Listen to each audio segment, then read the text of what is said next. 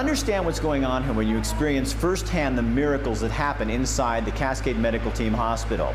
These are dedicated professionals giving up their vacation time, paying them to do what they do best, take care of people's basic needs. ¿Por qué está aquí? The lines of people form long before the gates open each morning at 8. I'm triage. That means those are all my best friends.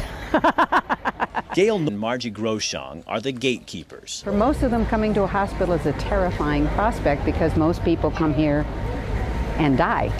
And so some of these people have never been seen by a doctor. It's up to them to decide who goes where and whose need is the... ¿Quién es Brian?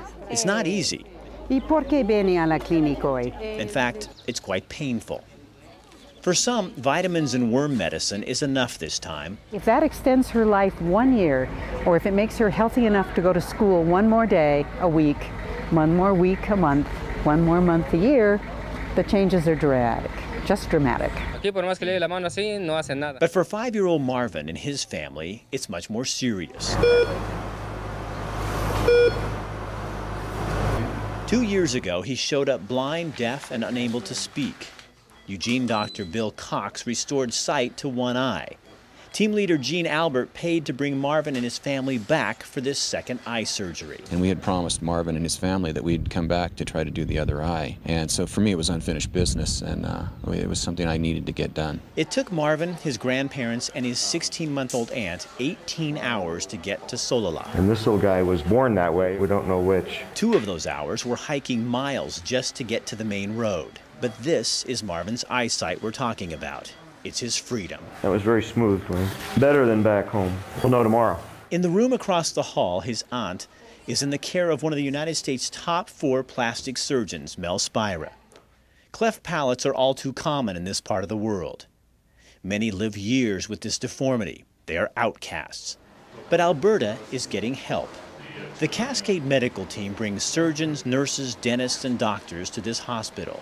They bring all their own equipment and supplies. For 2 weeks, they set up clinics, makeshift operating rooms, and dental labs. They check eyes, hand out glasses, do routine visits and major surgeries.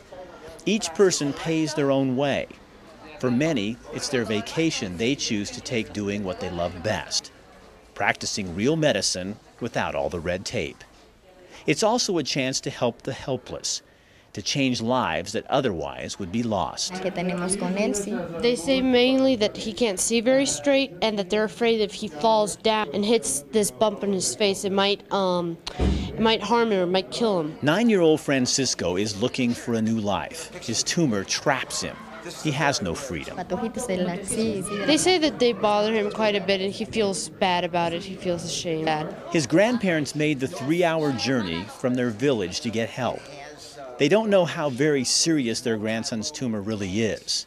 Without this visit, Francisco would probably have died. We must get an X-ray of the skull before we enter surgery, because if it is anything involving the brain, he'd have to be done at a major hospital. It's kind of a liberty for the kid to be actually alone and walk around without being supervised constantly. So it'll be the benefit for him of being more independent.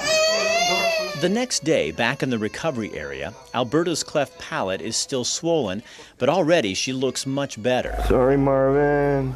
And then the moment of truth for Marvin. As the patch comes off his eyes, watch as his eyes track each other.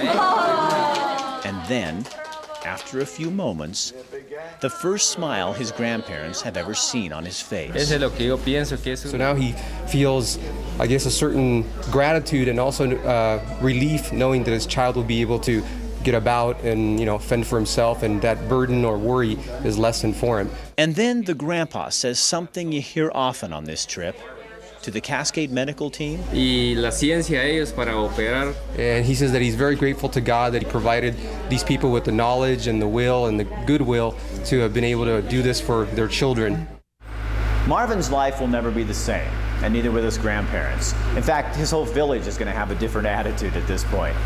And the little boy with the tumor on his nose, well, his records will be taken to a Texas hospital, and then hopefully he can get into Guatemala City and get the operation that he needs. We'll be right back.